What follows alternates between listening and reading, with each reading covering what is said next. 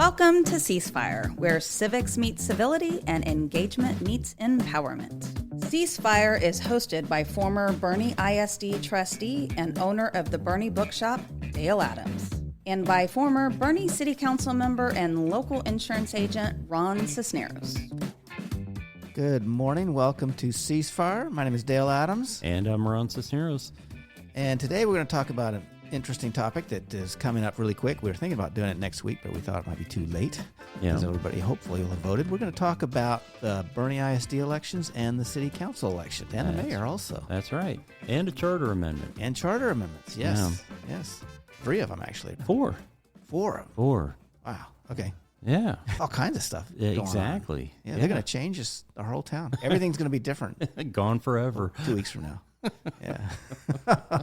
You love that saying, don't you? Oh, man, it's my favorite saying. Yeah. Gosh, don't even get me started on that. I think that was our second show, right? I believe so. Yeah. And here we are. We've got some great candidates coming up. We're going to talk about a little bit about what's going on in the city and the school district.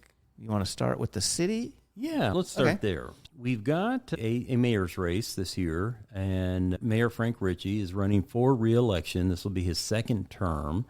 His opponent this time around is Laura Hanning, who is she worked in the planning department, if I recall correctly. And I wish I could tell you a little bit about her motivations. I don't know much about why she's running. Full disclosure here, she does have an active lawsuit against the city of Boerne for the termination of her employment.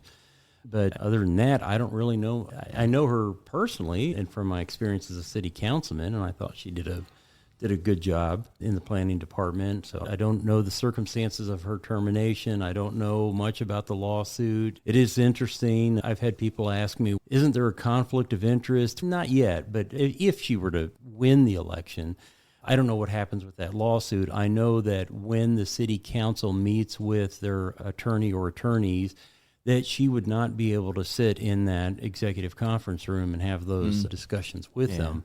The first hurdle is that she'd have to win the election.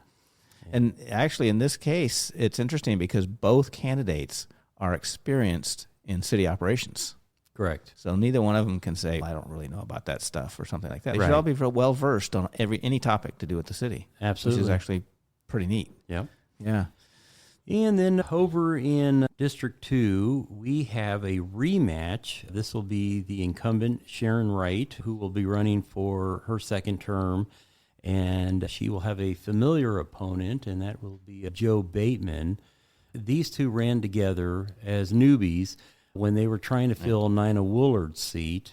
She was on council there for, I want to say 6 terms. She served in that capacity. Now, they had a close election last time. Sharon had 252 votes. Joe had 231 votes. So that was a narrow victory for Sharon. Yeah. I don't know. I am not good at predictions, so I can't tell you what's going to happen here. I never make predictions because they're always wrong. Yeah. Because if somebody takes me for my prediction, they should always do the opposite. I'll say this, though, from my personal experience as a former councilman and just from watching elections since I moved here in 99, I think that candidates or incumbents are usually given a lot of grace. After the first term, you can make 1 or 2 or 3 bad decisions. As long as they're not like critically bad, you can make a few decisions that people disagree with, and you're going to get reelected. Yeah, that's the joy of having a committee lead, because everybody has their off topics, and as a group, you should have pretty good outcomes because it's voted on. Yeah. And then we have one uncontested election, and that is Brett Bunker? Yes, that is correct. Yeah. What district's he in? He is, I will get you that answer here in just a second. He is District 4. Okay. Brett Bunker, District 4, unchallenged, and he took Bryce Bodie's place when Bryce stepped down. Bryce moved out of the city, and so he was appointed into that position. And I don't guess he's done anything controversial because nobody feels the need to run against him. Yeah. It's nice not to be opposed. I've had that once, and I really enjoyed that. Yeah. But I do think it definitely makes people sharper when they get opposed. Even if you're a shoo-in or you think you're a shoo-in, it forces you to get out and meet the people and converse and answer questions. So every time I think it's always good to have challengers. Yeah, it definitely keeps you sharp. Yeah. So now beyond that, we also have the special elections that you were talking about, the charter amendment. Yeah. And the big issue is they want to change, and I say they want to, it doesn't matter what they want to do. This depends on what the voters want to do, but there are 4 measures. And the first measure, Measure A, has to do with the current term. So right now, if you run for council, you're in there for 2 years. What they want to do is have a 3-year term. The argument is that the first year that you get in there, you get elected in May, and middle of May, you get sworn in if you win. And the very next month, you have to start helping the staff put together a budget. Now I want to clear something up for everybody out there, because I've done this every year. For 8 years, I was involved in this, right? And there's not a giant binder getting placed in your lap saying, go create a budget for the city of Boerne. Staff is doing all of that. Staff does that, yes. You're reviewing it, and you're looking at things like the fire department budget and the needs of the police department and the needs of the streets department and the parks department and the IT department. And you're saying, okay, I really think our citizens want more X. And the budget doesn't seem to address that, so I think we need to put a little more focus in, let's call it parks, right? We need more soccer fields, whatever. And that's your role as a councilman. You are not creating this budget from the ground up. Yeah. So I don't really like the argument that, oh my gosh, you get elected and all of a sudden you're having to come up with a budget and you're drinking from the proverbial fire hose. And then the next thing you know, the first year's over and you're running for re-election again. The period that you file takes place in January and closes on February 14th. I think this year closed February 14th. And the campaign window, it's really 2.5 months. It's not like... It's pretty short for those local short stuff, yeah. So I don't know. This is me personally. And I was on that Charter Review Commission, as you well know, and I supported putting this in front of the voters. But I'm opposed to the idea of going to 3-year terms, because I don't think it's as bad as it's made out to be. And I think that a 3-year term favors the incumbent. I agree with you pretty much on everything there. Now, on the school board, we had 3-year terms, which was nice, but there was never a problem with having to campaign while I'm trying to get schoolwork done. Because, like you said, we don't create the budgets, we review them. The city council and the school board particularly, you're there to judge, to make a decision. You're not there to collect data or analyze or create anything. Honestly, that's done by your staff. And then you just look at it and you say, okay, this meets the criteria that I have, and I approve of it. And so that judgment is something that you should have innately inside you. Mm-hmm. And if you're somebody who's real conservative with money and you want to prune things back, you should already have that. And when you walk into that budget office, even if you've only been there a month, say, yeah, you know what? I think we could cut back on a couple things here. Let's find some things to cut back on. And you can just say that to the staff. Yeah. So I think you're right. They don't, it is like a fire hose, the terminology, the jargon and all that kind of stuff. But you're there to judge, and that doesn't take a huge lead-up time. Yeah. Yeah, and here's something else. I was going to bring up stats on voter percentages and whatnot later in the show, but I want to bring it up now because it's relevant to what we're talking about. If you look at District 2, which is basically it is the same people that ran last time, right? The last time Joe and Sharon ran against each other, they drew 483 votes. Now, it's probably going to be the same number plus or minus 20 people. Which is a shame. Yeah, it's a shame. But if your argument is that, hey, I just spent my first 2 years learning about the budget and learning about this and learning the jargon, and now I've got to go out and run again. Yeah, but you've only got to convince, in Sharon's case, a little more than 250 people to vote for you. And your outreach is about 500 people. And you can look up who voted last time. You can't tell who they voted for, but all you have to do is go out and meet those 500 people. That's right. And convince over half of them. Yeah, the smarter candidates know this. That they're going to go to the court, the elections office, and they're going to say, okay, I need the data on voters for the last however many council elections you want to go back. And you can focus on the voters who, forget the registered voters. You want to focus on the voters who are actually turning out to vote. Yeah. Right? And so you're not talking to the 24,000 inhabitants of the city of Boerne. No, not at all. You're talking about 500 people. You can reach 500 people in 60 days if you've got the right attitude and the right gumption. Yeah. So let's talk about Measure B. This is just some cleanup language in the charter. Currently, it reads, the city council is the final judge of all elections and qualifications of its members and of any other elected officials of the city. All they want to do is drop that last part. I fully agree with that because there are no other elected officials in the city other than the city council. You only elect the mayor and the council members. So that's just some cleanup in the language. Does it say that they do the qualifications for the mayor also? That would be the other elected official of the city. The mayor is part of the city council. He is a city council member. Is he? Yeah. Okay. Yeah. District 0? Boerne is his kingdom. Okay. The whole of Boerne. Okay. Measure C is basically a state law that basically says, hey, if you're going to go to 3-year terms, then you got to redo the way you fill appointments if there's a vacancy. So that's a requirement. Right. If they go to 3-year terms, they basically can't appoint more than one person to fill a vacancy. They had a second vacancy, they immediately have to have an election within a certain number of days. Yeah. And then the last measure, this would require a charter review at least every 10 years. Currently, there's no requirement on when they review the charter to make possible amendments. They've decided. In fact, I've got that information right here. First charter was in 1995. It's the first charter of Boerne? Was in 95? Yeah, it was a general law city prior to that. And there's a requirement in the population in the state of Texas before you can become a home rule city.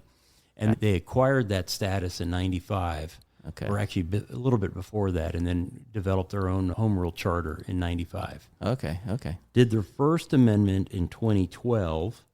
And then did another amendment back in 2020. And oddly enough, I think there were 14 issues on the ballot, charter amendments on the ballot, and all but one passed. And the one that failed was the one to go from 2-year terms to 3-year terms. Yeah. And that was overwhelmingly shot down. Yeah. So we'll see what happens this go around. Yeah. I think it's interesting that there's a long gap between the first and the second, the creation and the First Amendment. But since then, we've done it every not less than 10 years. So I'm wondering if we need to have an official review every 10 years or just let them do it whenever they want. They may do it every 6 years or whatever, which seems like we've been doing. So I don't know. I don't know. I guess I'm not sure it's necessary. I think it's a good idea to review the charter every 10 years, but I'm not sure it's really necessary, but maybe. That is interesting because if, that old saying, if it's not broke, don't fix it. Yeah. I don't know that I always agree with that, but with the turnout on voter turnout as low as it is, I almost wonder if you're forced to do something every 10 years and then you start looking for something to have an amendment about.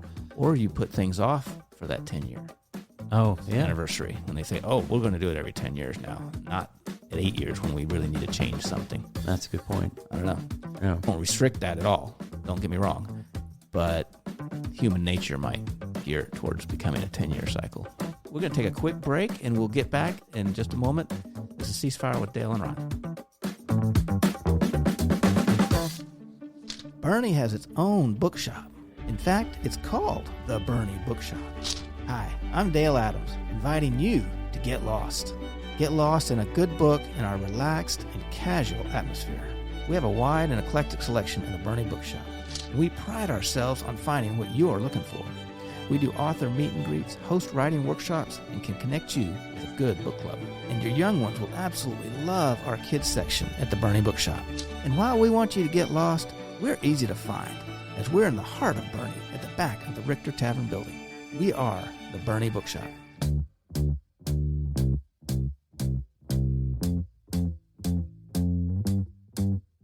Welcome back to Ceasefire with Dale and Ron, and we have been talking about the city elections. I think we pretty much wrapped those up. So we got a school board election for place 4 and 5. Now, the important thing to remember about this is districts don't have precincts or districts like the city council does.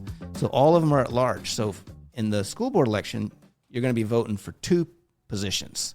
There'll be 4 people up and for 2 positions, and you vote for 2 of them, not for all of them, for all the positions. In place 4 is going to be Maritza Gonzalez Cooper, and she's been on the school board for, 12 years now? I think it's 12. Yeah. And Sarah Falkenberg. Both of them have been involved in the schools for a while. They follow the same track I did, gotten involved with PTOs and what's the big charity? Boerne Education Foundation. Boerne Education Foundation and all that kind of stuff. So they're both pretty involved with a lot of school affairs. And place 5 is Garrett Wilson and Scott Newberry. And Garrett was appointed to replace David Spencer, and Scott Newberry is a former ROTC teacher from Champion. So once again, all 4 of these people have good experience within the school district, in our school district. And so they should be fairly knowledgeable on most subjects. And I've met them all, and they all seem pretty knowledgeable on their areas anyway. Yeah. Now, we had all 4 of them at the Tea Party debate a few weeks back. And I actually liked all of them. I thought they made good presentations. They had unique ideas, and I don't think there was anything groundbreaking or earth-shattering. No. But Well, the school district's interesting because it's not as contentious usually as city elections, simply because they don't affect as many people directly. They don't do the roads. They just focus on educating the students. And I like that because it's a real focus, and each person tends to be looking for student achievement. They just have different opinions on how to achieve it. Right. So that's a neat thing about being on the school board. I enjoyed that a lot. I did get somebody came up to me afterwards and said, "You didn't have any questions about curriculum." And I thought, wow, okay, you're right. And I guess I just glossed over it because our curriculum is generally pretty good. The school district does a pretty good job, and so we highlighted some other issues. But it made me rethink about bringing up the topic in the future again. We also didn't bring up the school voucher issue, which I thought would be beating a dead horse, because we had a debate about that before. And they actually don't have a say in that. That's decided at the state level. And once everything gets settled and dust changes and all that stuff, they'll have to deal with it. But they don't. Who knows what that's going to look like? Dale, so I was going over the numbers on the city election side and participation. What does it look like on the school board side? Is it better, worse, about the same? Okay, I did not look that up, but I'm not sure whether it'd be better or worse. There tends to be less interest overall, perhaps, by the population, but the people that are interested get out and vote a lot more. So like everybody in the PTOs go out and vote, and everybody that supports that person goes out and vote. They'll have a wider support base. So like when I ran, I was involved in the PTO, and so they all went out to vote because they actually personally knew me. And I think in the city council arena, there may not be as many connections through the system. So when you know all the parents, that's a big group of people. Yeah. But when you're involved on the planning and zoning committee or whatever committees they have there that a lot of people get on, you don't have as many colleagues that you're working with and get to know. Yeah. Yeah. When I was looking at the population data for the city of Boerne, I saw that as of 2025, we have just over 24,000 people in the city. Yeah. But of that 24,000, 14,000, a little over 14,000 are adults.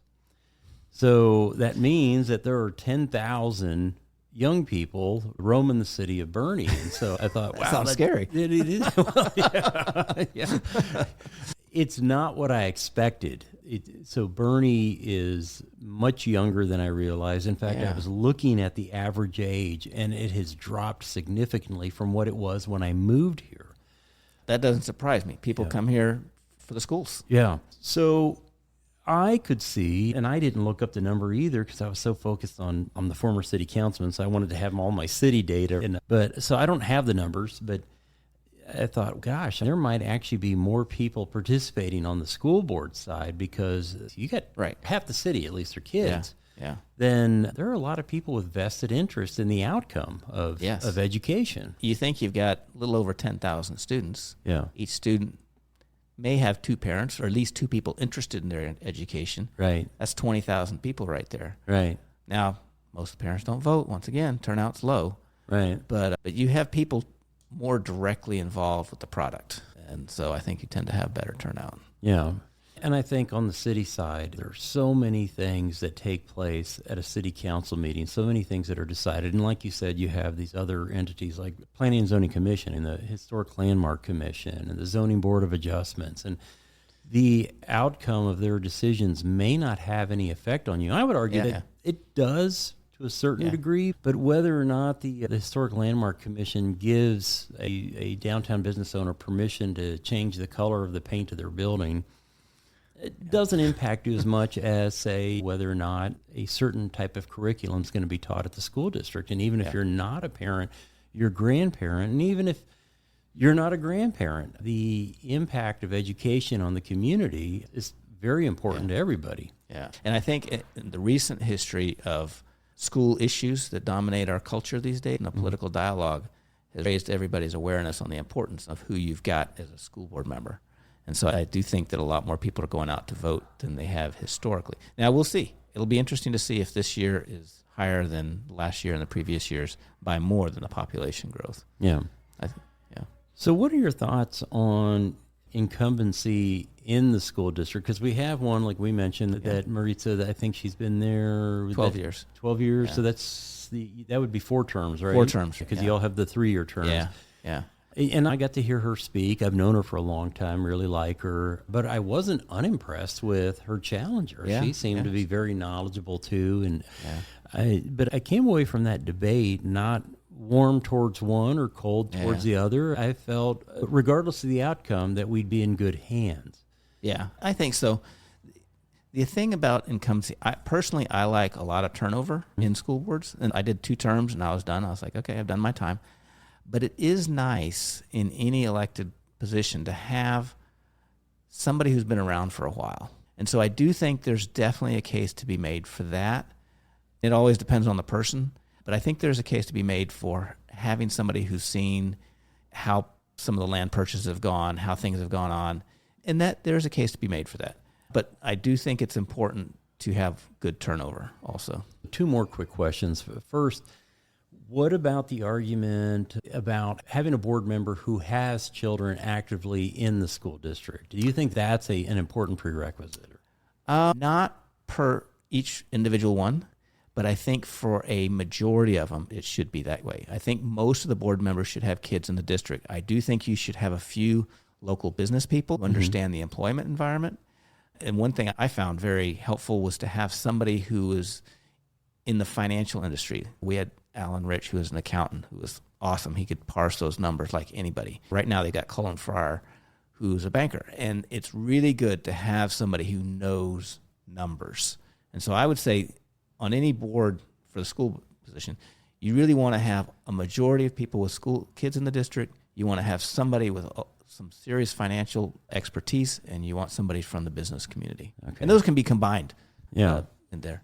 Last question, because I know we're running short on time, but do you think, since you don't have districts or precincts, do you think that there's an argument to be made you need to have a school board member that sits in a certain geographical area? Or I think that's nice. I don't think it's a requirement. I think if you have that, it leads to board members being more in touch with the schools in different parts of the district, especially if their kids are in it, right? If you have kids in different districts, I think that's great. Different schools, that's great. I don't like the requirement that they have somebody from Champion and somebody from Boerne High or something like that, simply because then you end up leaning into this idea, well, maybe we should all have districts. And I don't think that's good, because personally, I think that severely limits your options. Okay. All right. On who can run. And it's hard to get people to run for school districts sometimes. With that, I'm going to get into our book today. And this is a book, and I may have brought this one up before, actually. It's a book on Boerne, since we're talking about local stuff. It's by Brent Evans, a local. He wrote a great book, and it's got lots of pictures about historical Boerne and some write-ups about some of the things that happened here. And we got it at the Boerne Bookshop. It's a small little book. It's a great gift for anybody that wants to learn about Boerne. Awesome. Hey, folks, if you like what you hear on the show and you want to get some more of it, Dale and I would like to invite you to Whiskey and Wisdom, a new book club that started late last year, and we meet every other month. And that would be the third Thursday of June, August, October, and December. Please join us. We're going to have an assortment of whiskeys there and a great conversation about a very interesting book. Hope to see you there. And with that, we're going to wrap it up. This is Ceasefire with Dale and Ron. Thanks for listening. And if you missed it, you can always go to our podcast at BoerneRadio.com. And remember to vote. Boerne has its own bookshop. In fact, it's called the Boerne Bookshop. Hi, I'm Dale Adams, inviting you to get lost. Get lost in a good book in our relaxed and casual atmosphere. We have a wide and eclectic selection in the Boerne Bookshop, and we pride ourselves on finding what you're looking for. We do author meet and greets, host writing workshops, and can connect you with a good book club. And your young ones will absolutely love our kids section at the Boerne Bookshop. And while we want you to get lost, we're easy to find, as we're in the heart of Boerne at the back of the Richter Tavern building.